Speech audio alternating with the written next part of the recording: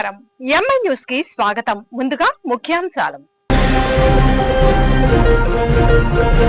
JEE mains పరీక్షల్లో సత్తా చాటిన భాష్యం విద్యార్థుల్ని అభినందించిన చైర్మన్ భాష్యం రామకృష్ణ. పునరావాసం కల్పించకుండా ఇల్లు కూల్చడం అమానుషం. మోతీలాల్ నగర్ ఘటనపై స్పందించిన వైసీపీ నగర అధ్యక్షురాలు నూరి ఫాతిమా. జేఈఈ మెయిన్ 2026 ఫలితాల్లో భాష్యం ఐఐటి జేఈఈ అకాడమీ విద్యార్థులు జాతీయ స్థాయిలో అత్యుత్తమ ప్రతిభ కనపరిచారని భాష్యం విద్యా సంస్థల చైర్మన్ భాష్యం రామకృష్ణ తెలిపారు. మంగళవారం చంద్రమౌళి నగర్ లోని భాష్యం మెయిన్ క్యాంపస్ లో ఆయన విద్యార్థుల్ని అభినందించారు. ఈ సందర్భంగా జరిగిన విలేకరుల సమావేశంలో ఆయన మాట్లాడుతూ ఏప్రిల్లో జరిగిన జేఈఈ మెయిన్ పరీక్షల్లో టి దుర్గా సుప్రభాత్ ఆంధ్రప్రదేశ్ నుండి 100% సాధించి చరిత్ర సృష్టించాడన్నారు. టి దుర్గా సుప్రభాత్ 100% లో పాస్ అయ్యి ఓపెన్ కేటగిరీలో ఆల్ ఇండియా 11వ ర్యాంక్ ని సాధించారన్నారు. ఈ ఘన విజయాలకు స్కూల్ స్థాయి నుండే మేమందించే భాష్యం ఐఐటి ఫౌండేషన్ కరిక్యులమే కారణమని అన్నారు. ఈ విజయానికి తోడ్పడిన విద్యార్థులకు, వారి తల్లిదండ్రులకు, అధ్యాపకులకు చైర్మన్ భాష్యం రామకృష్ణ, భాష్యం విద్యా సంస్థల వైస్ చైర్మన్ భాష్యం హనుమంతరావు, మేనేజింగ్ డైరెక్టర్ భాష్యం సాకేత్రాం, ఐఐటి ప్రోగ్రామర్ ఎం ఆనంద్ కుమార్ అభినందనలు తెలిపారు.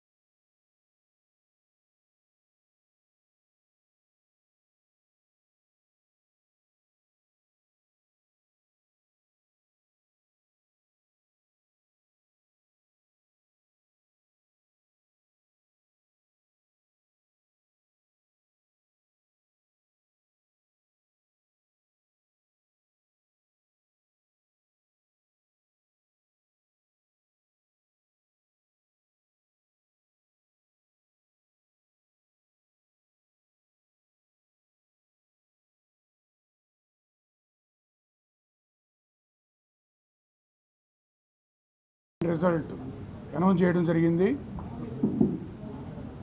మీ అందరికీ తెలుసు, జేఈఈ మెయిన్ రిజల్ట్ అంటే భాష్యంకి ర్యాంక్ రావడం అనేది ఆనవాయితీ. ఆ జేఈఈ మెయిన్ పెట్టిన దగ్గర నుండి మరి ప్రతి సంవత్సరం కూడా ర్యాంక్ తీసుకురావడం జరిగింది. తర్వాత షిఫ్ట్ వైజ్ సిస్టమ్ పెట్టి పర్సంటేజ్ తీసుకొచ్చారు. పర్సంటేజ్ తీసుకొచ్చిన తర్వాత ఆల్మోస్ట్ ప్రతి ఇయరు మరి 100% సాధించి గుంటూరుని జాతీయ స్థాయిలో నిలబెడుతున్న మా స్టూడెంట్స్ అందరికీ తెచ్చుకున్న అందరికి కూడా అభినందనలు, ధన్యవాదాలు. జేఈఈ మెయిన్ జనవరిలో మళ్ళీ ఏప్రిల్లో మొత్తం 19 షిఫ్ట్లు జరిగినాయి. ఈ 19 షిఫ్ట్లలో టోటల్గా ఇండియా వైడ్ అటెండ్ అయింది 15,38,000 మెంబర్స్. మరి ఈ కంట్రీ వైడ్ ఇంతమంది అటెండ్ అయితే టోటల్గా 100% తెచ్చుకున్న స్టూడెంట్స్ 26 మెంబర్స్. ఆ 26లో మా టీడీ సుప్రభాత్ ఉండటం భాష్యం విద్యా సంస్థల తరఫున మా అందరికీ గర్వకారణంగా, స్టాఫ్కి, పేరెంట్స్కి, అందరికి కూడా మరి స్టూడెంట్స్కి అందరికి గర్వకారణంగా భావిస్తున్నాం. 100% తెచ్చుకోవడం కాకుండా ఓపెన్ కేటగిరీలో ఆల్ ఇండియా 11th ర్యాంక్ సాధించడం జరిగింది. మరి స్టూడెంట్ వినుకొండ ఏరియా నుంచి రావడం, 6th నుంచి 10th క్లాస్ వరకు రామసేతు క్యాంపస్లో ఫౌండేషన్ తీసుకోవడం. మరి రామసేతు అంటే అందరికీ తెలిసిందే, ఫౌండేషన్లో top most institution in Andhra Pradesh అని మేము భావిస్తాం. మరి దాంట్లో ఫౌండేషన్ తీసుకొని ఇంటర్మీడియట్లో డైరెక్ట్గా 100% తెచ్చుకొని ఆల్ ఇండియా 11th ర్యాంక్ సాధించడం జరిగింది. ఇంకా ఈ స్టూడెంటే కాకుండా అన్ని కేటగిరీస్లో తీసుకుంటే Chamu Varshith all India 5th rank, Pawan all India 6th rank, Durga Suprabhat all India 11th rank, R Balanayak all India 24th rank, Ramakrishna Reddy all India 62nd rank, CH Pranay all India 83rd rank, Y Yashasvi all India 99th rank, M Balasairam all India 123rd rank, K Sai Krishna all India 135th rank, Hafeez Noor Basha all India 140th rank. ఇట్లా తీసుకుంటే మరి 150 లోపు 10 ranks సాధించడం జరిగింది. మొత్తం ఈ సాధించిన students అందరికీ మరి శుభాకాంక్షలు తెలియజేస్తూ మరి దీనికి సహకరించిన పేరెంట్స్ మా మీద నమ్మకంతో ఫౌండేషన్లో కానీ ఇంటర్మీడియట్లో కానీ మా దగ్గర ఉంచి, అంటే భాష్యంలో ఉంచితే స్టూడెంట్ సక్సెస్ ఈజీ అని భావించి నమ్మకంతో ఉంచిన పేరెంట్స్ అందరికి కూడా మా ధన్యవాదాలు తెలియజేస్తూ మరి ఈ విజయానికి కారణమైన స్టాఫ్, టీచింగ్, నాన్ టీచింగ్ అందరికి కూడా, ప్రతి క్యాంపస్లో ఉన్న ప్రిన్సిపాల్స్, స్టాఫ్ అందరికి కూడా ఆ నమస్కారాలు, థ్యాంక్స్ తెలియజేస్తున్నా. మరి ఒక జేఈ మెయిన్ కాదు, రాబోయే అడ్వాన్స్డ్లో కూడా మే 17 జరగబోతుంది. వీరందరూ అడ్వాన్స్ రాసి దాంట్లో కూడా మంచి ర్యాంకు సాధించి గుంటూరుని జాతీయ స్థాయిలో, మన ఆంధ్రప్రదేశ్ని చెప్పుకుంటాం, ఆంధ్రప్రదేశ్లో ఎస్పెషల్లీ మన గుంటూరు ఒక్కచాటే ఉన్నాయి ఈ బ్రాంచెస్, జేఈ మెయిన్ కానీ, నీట్ కానీ, అడ్వాన్స్ కానీ, వీటికి మరి గుంటూరుని జాతీయ స్థాయిలో ఆ గుర్తింపు తీసుకొస్తున్న స్టూడెంట్స్ అందరికి కూడా మరి నా శుభాకాంక్షలు, ధన్యవాదాలు తెలియజేస్తూ మరి ఆనంద్ ఆధ్వర్యంలో ఉన్న స్టాఫ్ అందరికి కూడా నా కృతజ్ఞతలు తెలియజేస్తున్నా. మరి దీన్ని మీరు గుంటూరులో మీరుండి ఇది జాతీయ స్థాయిలో మన వాణి వినిపిస్తున్న భాష్యం, వాణి వినిపిస్తున్న మీ అందరికి కూడా నా ప్రత్యేక కృతజ్ఞతలు. ప్రతిష్టాత్మకమైనటువంటి జేఈ మెయిన్ ఎగ్జామ్లో ఈరోజు సుప్రభాత్ సాధించినటువంటి ఘన విజయం ఆంధ్రప్రదేశ్కే గర్వకారణం. 100% సాధించటం అనేటటువంటిది, దాంతోపాటు ఆల్ ఇండియా ఓపెన్ కేటగిరీలో 11వ ర్యాంక్ సాధించటం అపూర్వమైనటువంటి విజయంగా భావిస్తున్నాం. తల్లిదండ్రులు మాపై ఉంచినటువంటి నమ్మకంతో 6th క్లాస్ నుంచి ఇంటర్మీడియట్ వరకు సుప్రభాత్ని మాకు అప్పచెప్పి ఈ ఘన విజయాన్ని సాధించడానికి తోడ్పడినందుకు వారి పేరెంట్స్ కూడా ధన్యవాదాలు తెలియజేస్తూ ఉన్నాం. ఆల్ ఇండియా 150 లోపు 10 ర్యాంకులు సాధించడమే కాకుండా ఆల్ ఇండియా 200 లోపల 21 ర్యాంకులు, ఆల్ ఇండియా 500 లోపల 65 ర్యాంకులు, 1000 లోపల 87 ఆల్ ఇండియా ర్యాంకులు సాధించి మా విద్యార్థులు అద్భుతాన్నే సృష్టించారు. 2024, 2025, 2026 వరుసగా 3 సంవత్సరాలు కూడాను 100% కైవసం చేసుకొని హ్యాట్రిక్ రికార్డుని నమోదు చేసుకోవడం జరిగింది. అలాగే జేఈ అడ్వాన్స్డ్లో గతంలో ఓపెన్ కేటగిరీలో ఆల్ ఇండియా 5th, 10th ర్యాంకులు సాధించిన విషయం మీ అందరికీ తెలిసిందే. అటువంటి అద్భుతాన్నే మరలా జేఈ అడ్వాన్స్డ్ 2026లో మా విద్యార్థులు నమోదు చేయబోతున్నారు అని చెప్పడానికి చాలా సంతోషంగా ఉంది. ఈ ఘన విజయానికి తోడ్పడినటువంటి విద్యార్థులకు, పేరెంట్స్కు, ఉపాధ్యాయులకు, బోధనేతర సిబ్బందికి కూడాను కృతజ్ఞతలు తెలియజేస్తూ, అందరికీ నమస్కారం అండి. నా పేరు తుంగా దుర్గా సుప్రభాత్, మా దేనుగుపాలెం, వినుకొండ మండలం. నేను జేఈ మెయిన్స్ పరీక్షలో ఆల్ ఇండియా ఓపెన్ కేటగిరీలో 11వ ర్యాంక్ సాధించాను. ఈ విజయం వెనుక నా కష్టంతో పాటు నా తల్లిదండ్రుల కష్టం, మా లెక్చరర్స్ కష్టం, మా చైర్మన్ భాష్యం రామకృష్ణ గారి సపోర్ట్ నాకు ఎప్పటి నుంచో ఉంది.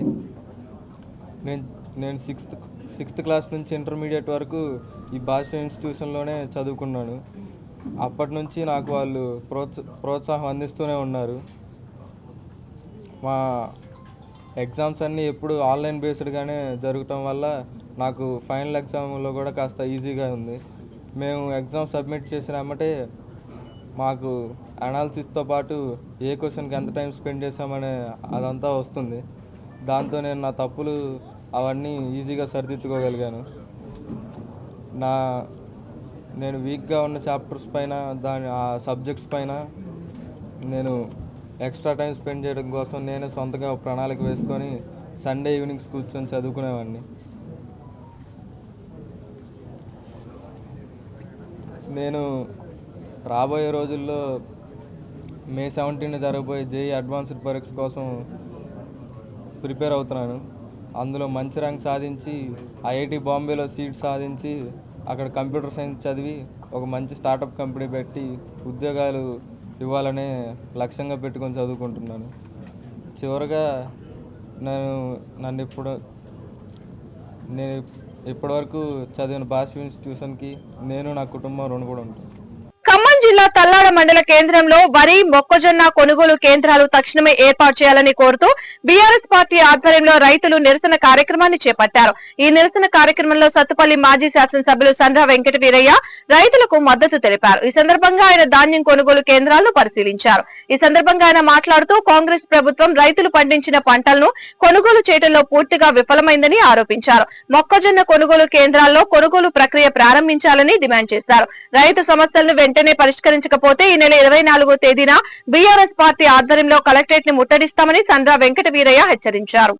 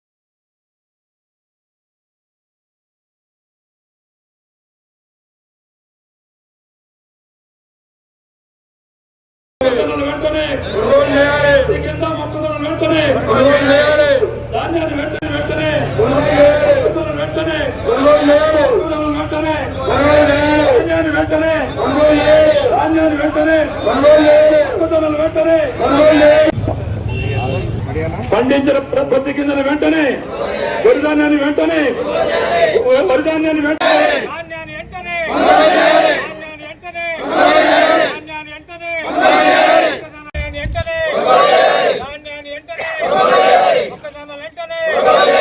వ్యవసాయ సీజన్ ప్రారంభమై నెల రోజులు కావస్తుంది. ఇప్పటికే 60% పైగా కోతలు పూర్తయినాయి. కొన్ని ప్రాంతాల్లో 90% కోతలు పూర్తయినాయి. 9,000 కొనుగోలు కేంద్రాలు చేస్తామని సివిల్ సప్లై శాఖ మంత్రులు ఆరంభ సూరత్వంగా ప్రకటించడం, ఖమ్మం జిల్లాలో 380 కొనుగోలు కేంద్రాలు ప్రారంభించినవని చెప్పడం, ప్రారంభించిన ఏ ఒక్క కొనుగోలు కేంద్రంలో గింజ వరి కొనకపోవటం, మద్దతు ధర పడిపోయి రైతాంగం ఇవాళ పచ్చోట్లనే తెగనమ్ముకునే పరిస్థితి వచ్చింది.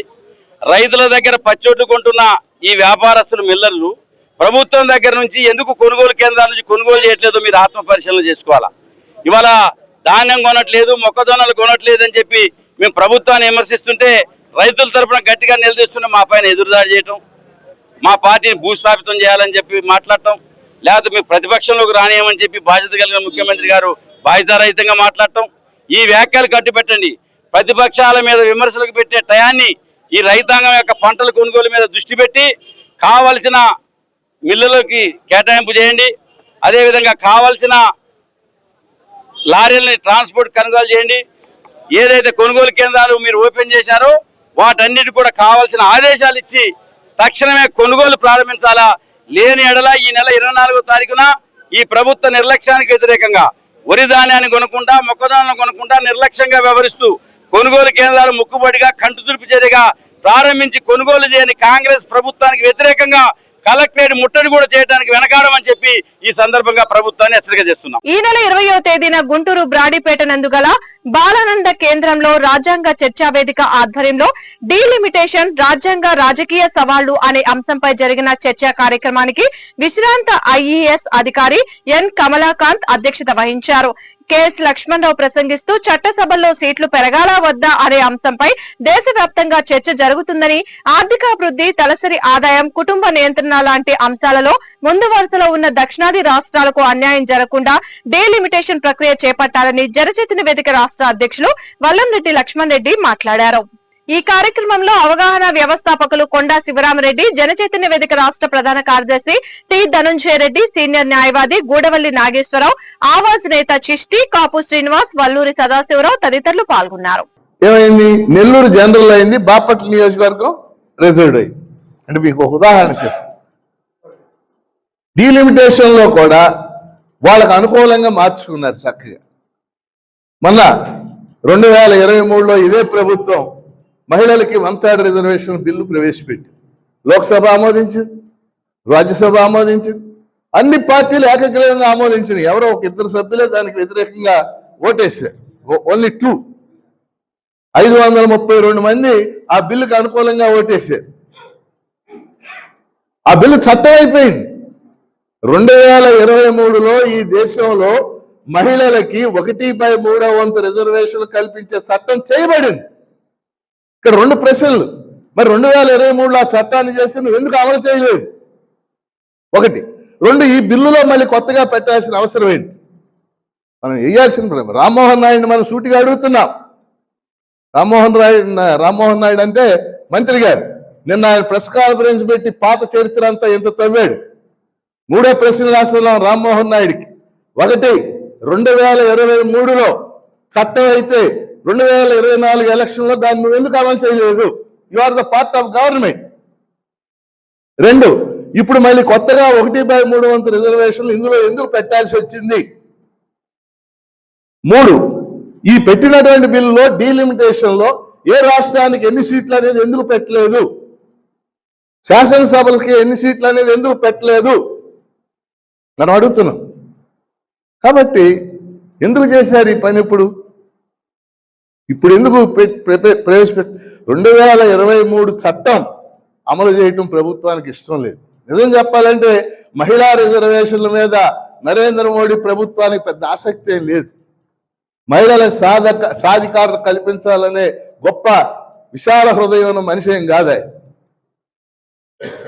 కానీ ఇప్పుడు ఎందుకు చేశారంటే, మొదటి point, Bengal election, Tamil Nadu elections 23 రేపు ఎల్లుండి ఎలక్షన్ జరగబోతుంది. అన్ని సర్వేలు కూడా బెంగాల్లో తిరిగి తృణమూల్ కాంగ్రెస్, ఇక్కడ డిఎంకే పార్టీ గెలుస్తుంది అనేది అన్ని సర్వేలు ఏకగ్రీవం. ఏం జరుగుతుందో మనకు తెలియదు, కానీ ఇప్పుడు వచ్చిన సర్వేలు అన్ని చెప్తుంది. కాబట్టి ఈ 2 రాష్ట్రాలలో మనం గెలవాలి. మీరు గుర్తుపెట్టుకోండి, నరేంద్ర మోడీ, అమిత్ షా అనే ఇద్దరు బీజేపీ ప్రతినిధులుగా వాళ్ళకు ఒక రాజకీయ లక్ష్యం ఉంది. కేంద్రంలో మనం అధికారంలో ఉన్నాం. ఏ రాష్ట్రంలో అయినా సరే ఉంటే మన పార్టీ అధికారంలో ఉండాలి, లేకపోతే మన బలపరిచే వాళ్ళు అధికారంలో ఉండాలి, ఇంకోళ్ళు ఉండడానికి వీల్లేదు. అది వాళ్ళ పొలిటికల్ ఫిలాసఫీ.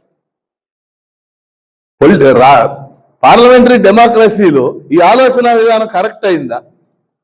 ప్రతి రాష్ట్రంలో కూడా ఒక స్ట్రాటజీ అనుసరిస్తారు. అక్కడ ఉన్న రాష్ట్ర ప్రభుత్వాన్ని కోల్చడానికో చేల్చడానికో. మనం చరిత్ర 5 ఏళ్ల చరిత్ర చూస్తే ఇది స్పష్టంగా మనకు అర్థమవుతుంది.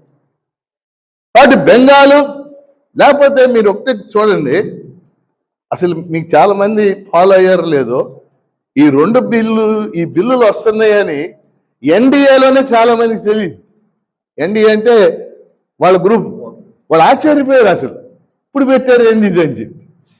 కేవలం 48 గంటలు టైం ఇచ్చి ఆ బిల్లులు ప్రతులు ఇచ్చి మీరు చదవండి అని వాళ్ళకి ఇచ్చారు. వాళ్ళు ఆశ్చర్యపోయారు, ఏంది ఇప్పుడేంది ఈ బిల్లులు అని చెప్పి. ఆ నెక్స్ట్ డే మళ్ళీ బెంగాల్కి వెళ్ళి అక్కడ మాట్లాడు. అంటే ఎన్నికల్లో ఒక సాధనంగా, ఎన్నికల్లో గెలుపుకి ఒక సాధనంగా ఉపయోగించుకోవడం చేస్తున్నారు. కానీ నిజంగా డీలిమిటేషన్ ఎలా చేయాలి ఏంటి అనేది ఒక అఖిలపక్ష సమావేశం ఏర్పాటు చేసి అన్ని రాజకీయ పార్టీలను పిలిచి, కనీసం చట్టసభల్లో ఉన్న రాజకీయ పార్టీలను పిలిచి వాళ్ళతో మేధో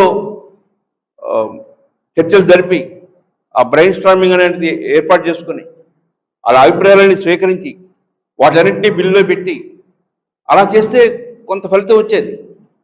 చివరి నిమిషంలో 1 గంట టైం ఇస్తే మేము మీరు కోరిన కొన్ని మార్పులు చేసి మళ్ళా పెడతామని చెప్తున్నారు.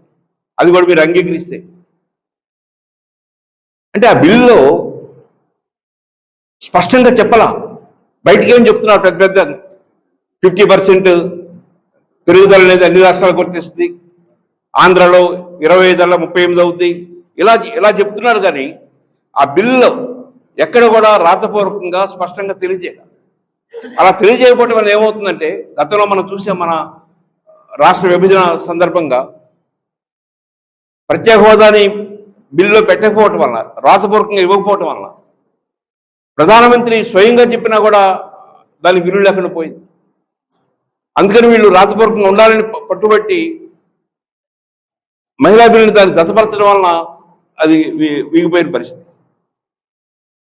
అపోజిషన్ అంతా కూడా ఈ విషయంలో ఒకే మాట మీద నిలబడ్డారు, ఒక ఆంధ్రప్రదేశ్ మినహా. ఆంధ్రప్రదేశ్ మనం గమనిస్తే గత 15-20 సంవత్సరాల నుంచి మోడీ వచ్చినప్పటి నుంచి ఈ రోజు వరకు ఆది శంకరాచార్యులు జయంతి వేడుకలను గుంటూరులో ఘనంగా నిర్వహించారు. ఇన్నర్ రింగ్ రోడ్ లోని ఏపీ బ్రాహ్మణ సేవా సంఘం సమైక్య రాష్ట్ర కార్యాలయంలో ఈ వేడుకలు నిర్వహించారు. ఈ కార్యక్రమంలో బ్రాహ్మణ సేవా సంఘం సమైక్య రాష్ట్ర అధ్యక్షులు కోనూరి సతీష్ శర్మ, హిందూ ధర్మ పరిరక్షణ సమితి అధ్యక్షులు ఏలేశ్వరపు జగన్మోహన్ రాజు, ఆల్ ఇండియా బ్రాహ్మణ ఫెడరేషన్ జాతీయ కార్యదర్శి వెలవర్తిపాటి పాండురంగ విఠల్, జిల్లా ప్రధాన కార్యదర్శి మాచిరాజు వెంకట శేషగిరి మురళి, గిరిభూషణ్ రావు, అశ్విని కుమార్ తదితరులు పాల్గొని ఆది శంకరాచార్యులు చిత్రపటానికి పూలమాలలు వేసి నివాళులర్పించారు. హైందవ ధర్మ పరిరక్షణ కోసం ఆది శంకరాచార్యులు చేసిన కృషి మరవలేందని ఈ సందర్భంగా అతిథులు తెలిపారు. ఆశయ సాధన కోసం హిందువులంతా సమిష్టిగా పనిచేయాలని పిలుపునిచ్చారు. పరమాత్మతత్వ బోధనని ప్రదర్శించి భారతదేశంలో ఏదైతే సనాతన హైందవ సాంప్రదాయాలకి వైదిక కర్మలకి 4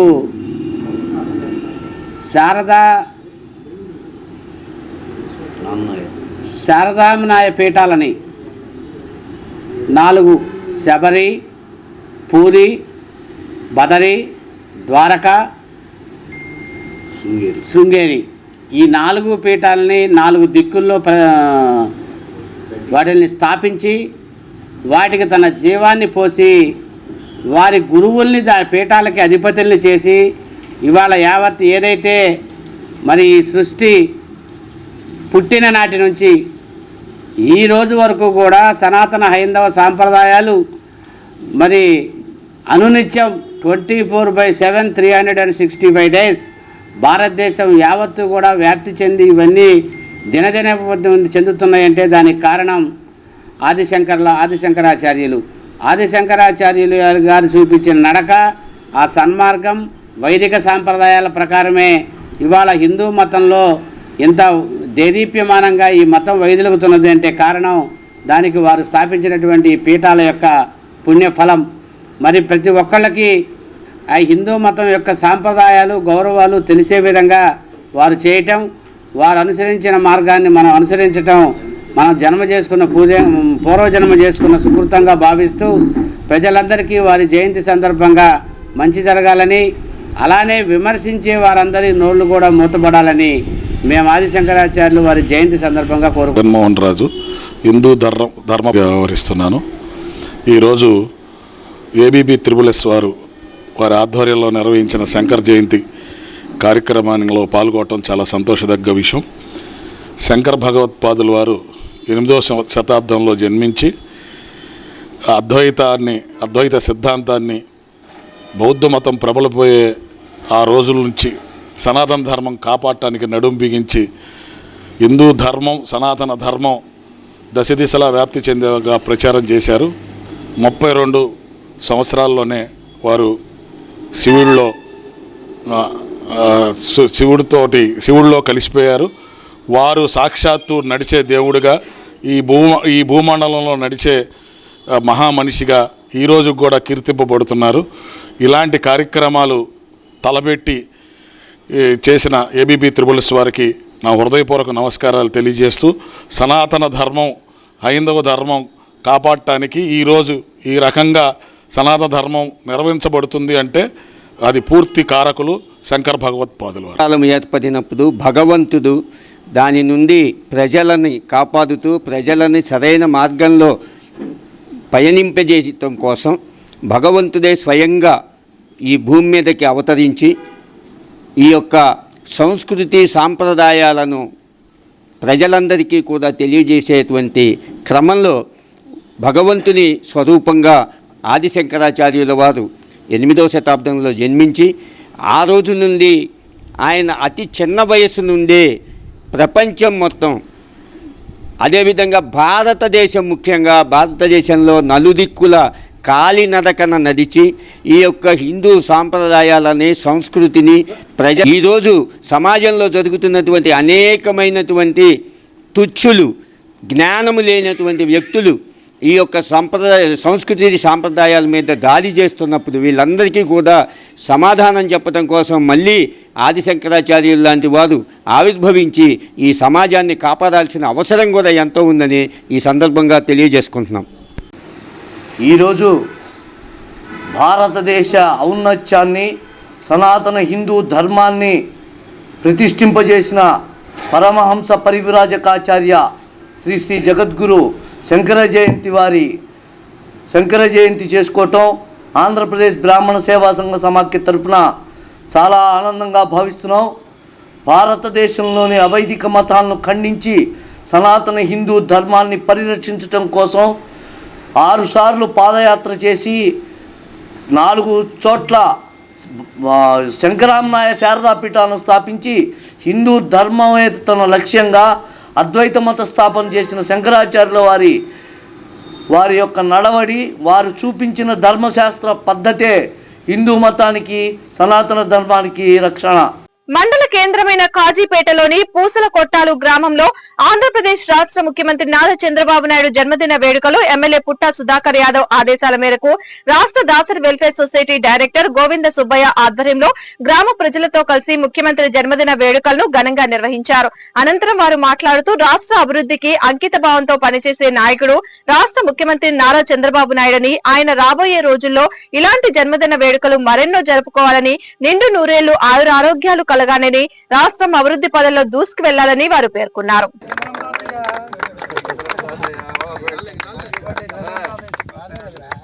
పేరుకు 76, పనిచేయడంలో 26 ఆయన. అది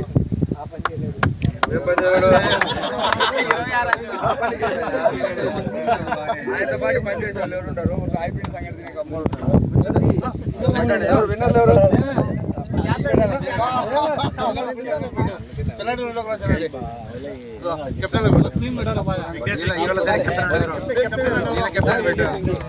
మన క్యాప్టెన్ రాణి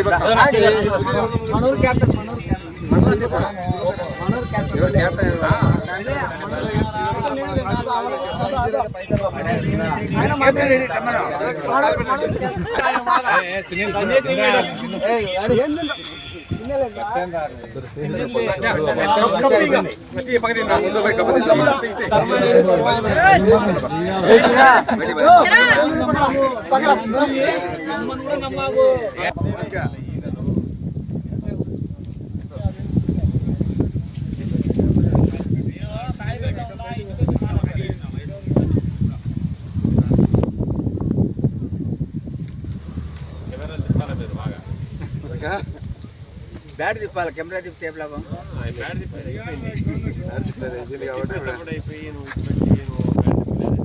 మన ఇద్దరం ఆడతాం గోళీలాట కాదు, క్రికెట్.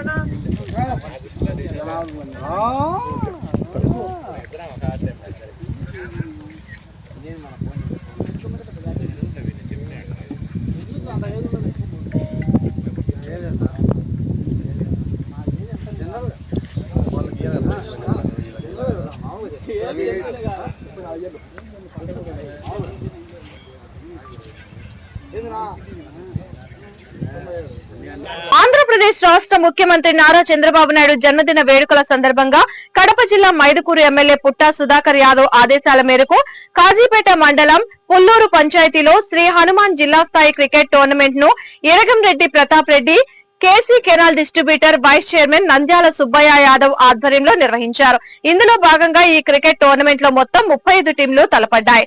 అందులో ఫైనల్ మ్యాచ్ కు వల్లూరు మండలం మరియు కాజీపేట టీంలు తలపడ్డాయి. ఈ ఫైనల్ మ్యాచ్ లో విజేతలుగా వల్లూరు, రన్నర్స్ గా కాజీపేట జట్లు నిలిచాయి. ఈ క్రికెట్ టోర్నమెంట్ లో గెలుపొందిన వారికి టీడీపీ మండల అధ్యక్షులు తిప్పిరెడ్డి లక్ష్మీరెడ్డి, మండల నాయకులు Iragamreddy Pratap Reddy, KC canal distributor vice chairman Nandyala Subbaiah Yadav, రాష్ట్ర Dasari welfare society director Govindu Subbaiah, society bank chairman Harnath Reddy, రామలింగారెడ్డిలతో కలిసి కప్పుని అందజేశారు.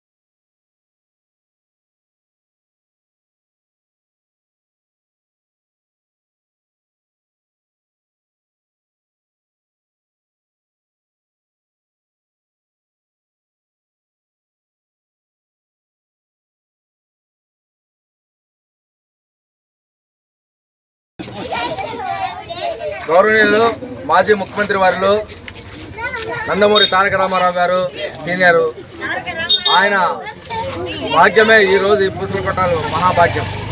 ఆయన ఆ రోజు స్థాపించి ఇల్లు ఇచ్చినాడు కాబట్టి ఈరోజు మేము ఇంతమంది కుటుంబాలు ఇక్కడ ఏర్పడడం జరిగింది. అదేవిధంగా స్వతంత్రం వచ్చి 75 సంవత్సరాలైనా మా కులాలను గుర్తించినటువంటి ప్రభుత్వాలు ఏవీ లేవు. 2014-2019లో నారా చంద్రబాబు నాయుడు గారు ఎంబీసీ కులాలుగా గుర్తించి మాకు ఒక ఎంబీసీ కార్పొరేషన్ తయారు చేసినాడు. అదేవిధంగా ఈ మధ్యకాలంలో మళ్ళా గత ప్రభుత్వంలో మాకు దాసరి కార్పొరేషన్ ఏర్పాటు చేసినాడు. ఇప్పుడు దాసరి కార్పొరేషన్ స్టేట్ డైరెక్టర్గా నన్ను నియమించినందుకు చంద్రబాబు నాయుడు గారికి, లోకేష్ గారికి, మన ఎన్డీఏ కుటుంబం గారికి ధన్యవాదాలు తెలుపుకుంటున్నాను. అదేవిధంగా ఈరోజు ఈ చంద్రబాబు నాయుడు గారి 76 జయంతి పుట్టినరోజు జరుపుకోవడం మాకు చాలా సంతోషకరం. గ్రామ ప్రజల మధ్యలో జరుపుకునేది మొట్టమొదటిసారి. ఇట్లాంటి ఇంకా 100 పండుగలు జరుపుకోవాలని నేను మనస్ఫూర్తిగా కోరుకుంటాను. 76 ఇంకేం చేస్తారు అంటున్నారు. ఆయన 76 వయసు ఉండొచ్చేమో కానీ ఆయన 25 ఏళ్ళు యువకుడు మాదిరి పరిగెత్తున్నాడు. అదే కంపెనీలు తీసుకొచ్చి అమరావతిని డెవలప్ చేయడంలో హైదరాబాద్తో సమానంగా పోటీగా నిలబెట్టాలని ఆయన మనస్తత్వం ఉంది. ఆయనకు మనము ఎప్పుడూ రుణపడి ఉంటాము. మా కార్యకర్తలుగా మేము ఎన్నోకడే ఉండి మా ప్రాణాలను అర్పించేదానికి ముందుంటామని. జై తెలుగుదేశం, జై తెలుగుదేశం. గుంటూరు తూర్పు నియోజకవర్గంలోని మోతీలాల్ నగర్ లో పేదల ఇళ్ల కూల్చివేతపై వైఎస్ఆర్ కాంగ్రెస్ పార్టీ నగర అధ్యక్షురాలు షేక్ నూరి ఫాతిమా తీవ్ర విమర్శలు చేశారు. 50 నుండి 60 ఏళ్లుగా నివసిస్తున్న పేదలను పునరావాసం లేకుండా తొలగించడం అమానుషమని అన్నారు. అభివృద్ధికి వ్యతిరేకంగా కాదని, కానీ ముందుగా ప్రత్యామ్నాయం కల్పించడం స్థానిక ఎమ్మెల్యే బాధ్యత అని పేర్కొన్నారు. బాధితులకు న్యాయం జరిగే వరకు వైసీపీ అండగా ఉంటుందని స్పష్టం చేశారు.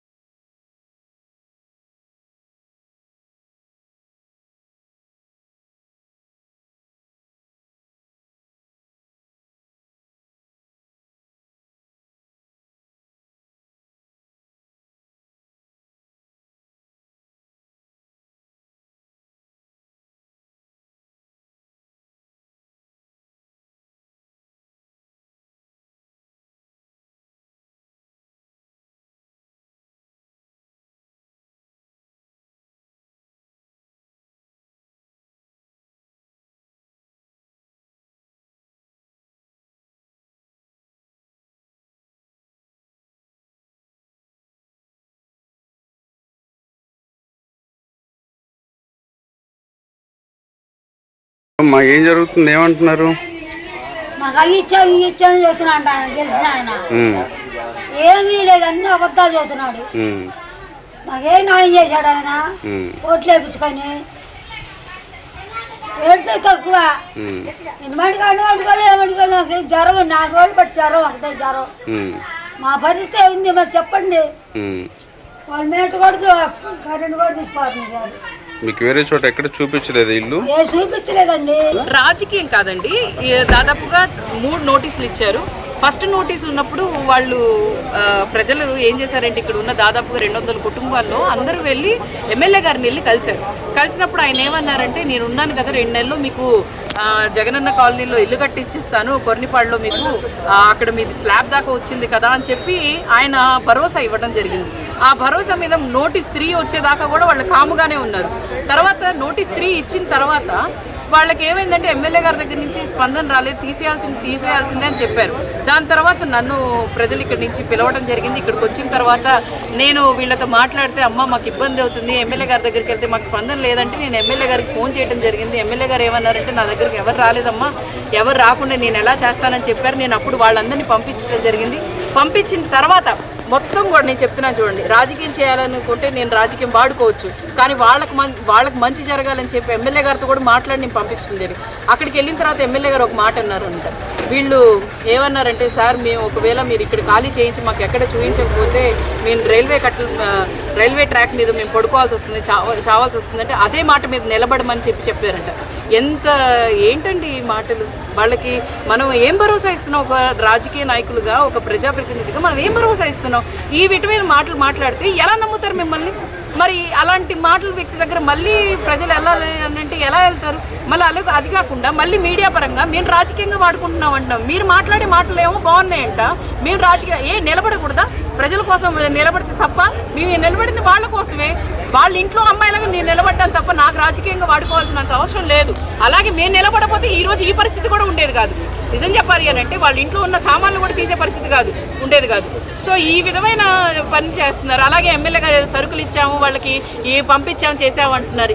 ఎవరికి ఒక్క మనిషికి కూడా ఒక ఏంటి గింజ కూడా ఇవ్వలేదు. ఇవ్వకుండా ఏం మాటలు ఎవరు చెప్తున్నారు? ఏం లేదండి, వాళ్ళందరూ టీడీపీకే ఓటేశారని చెప్తున్నారండి.